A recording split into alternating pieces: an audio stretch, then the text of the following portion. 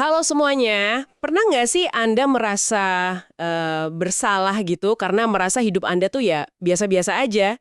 Hmm, iya. Sangat sering ya kita merasa kayak gitu. Nah, soalnya kan kita sering dicekoki ide kalau panggilan hidup itu harus mengubah dunia, harus berdiri di panggung besar, disorot lampu, atau melakukan hal-hal epik lah yang masuk buku sejarah. Benar banget. Padahal di eksplorasi mendalam kita hari ini, kita bakal bongkar tuntas mitos itu lewat materi Revive yang temanya setia terhadap panggilan. Betul, eksplorasi mendalam ini relevan banget ya buat Anda semua. Sangat relevan. Soalnya, kadang obsesi kita terhadap sebuah panggilan yang mega itu justru bikin kita buta terhadap apa yang sebenarnya lagi Tuhan kerjakan di depan mata kita setiap hari. Oke, mari kita urai hal ini. Kenapa sih otak kita otomatis selalu mengaitkan panggilan dengan sesuatu yang wah atau spektakuler? Mungkin karena kita selalu mengukur pakai standar duniawi ya. Iya kan, padahal panggilan itu nggak melulu tentang jadi misionaris yang terbang ke ujung bumi atau jadi pemimpin revolusioner gitu. Kadang wujudnya malah sangat membumi. Tepat kayak seorang guru yang setiap hari selama puluhan tahun dengan sabar ngadepin murid-muridnya tanpa pernah masuk berita. Atau seorang yang mendoakan orang lain dalam keheningan total, di mana satu-satunya audiens ya cuma Tuhan. Yang menarik di sini adalah Tuhan ternyata menggunakan metrik yang sama sekali berbeda dengan metrik kesuksesan manusia. Oh ya, bedanya di mana tuh? Gini, kita kan biasanya mengukur skala, efisiensi, dan hasil instan. Tapi Tuhan, dia itu mengukur daya tahan dan komitmen Anda. Ah, masuk akal. Ada sebuah prinsip inti yang tajam banget dari teks Revive ini. Barang siapa setia dalam perkara kecil, ia setia juga dalam perkara besar. Jadi, kesetiaan sejati itu bukan soal sebesar apa dampak yang kita hasilkan ya. Betul, melainkan tentang siapa yang terus mengandalkan Tuhan di tengah rutinitas yang mungkin melelahkan atau penuh tekanan. Tapi tunggu dulu, praktiknya kan sangat sulit ya. Sangat mudah buat kita merasa setia ketika kita melihat hasil yang bagus dari kerja keras kita. Pasti gampang kalau pelayanannya lagi berkembang pesat. Nah iya, saat murid-murid berterima kasih gitu kan.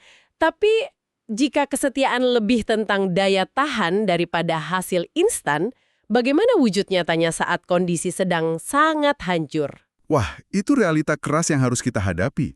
Ujian kesetiaan justru tidak terjadi di puncak kesuksesan, melainkan di titik terendah. Bukan pas lagi di atas angin ya.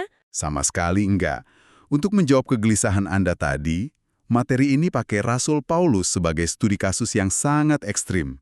Paulus nggak nulis tentang kesetiaan dari atas kursi yang nyaman setelah menerima penghargaan seumur hidup. Tepat. Dan ini yang bikin teks dari surat keduanya kepada Timotius itu begitu menampar kita.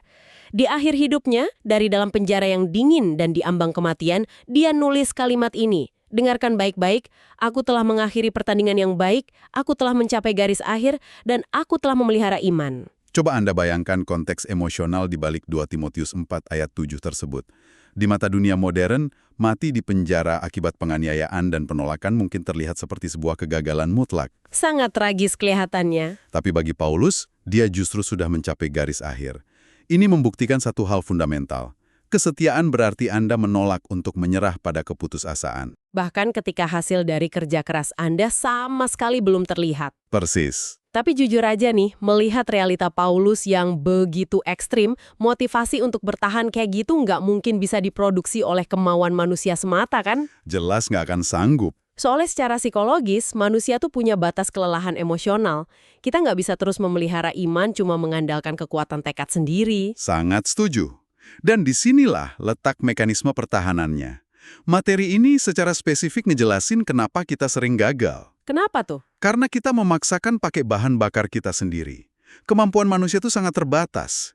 Kita harus mengandalkan Roh Kudus untuk memampukan kita menembus batas kelelahan tersebut. Ah, jadi nggak berjuang sendirian. Betul.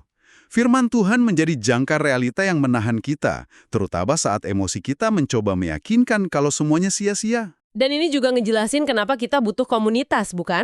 Secara psikologis dan spiritual, orang-orang di sekitar kita itu berfungsi sebagai cermin sekaligus penopang. Betul sekali.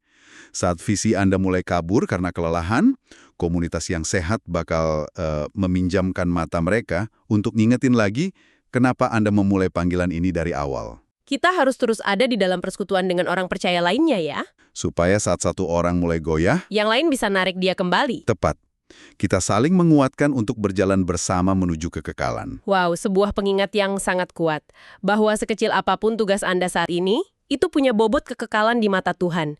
Dan Anda tidak dituntut untuk memikulnya sendirian. Sebagai penutup, coba pikirkan satu tugas kecil dalam hidup Anda saat ini, yang mungkin sering Anda remehkan. Sesuatu yang terasa rutin, membosankan, atau nggak dihargai oleh siapapun. Bagaimana jika justru disitulah letak ujian kesetiaan terbesar Anda? Pertanyaan yang sangat menantang untuk kita bawa pulang hari ini. Terima kasih banyak sudah menemani kami dalam eksplorasi mendalam hari ini. Kami harap perbincangan ini bisa menguatkan langkah Anda ke depan. Bagi yang ingin bergabung dengan CORE, silakan download aplikasi NDC yang ada di Google Play Store. Tuhan Yesus memberkati.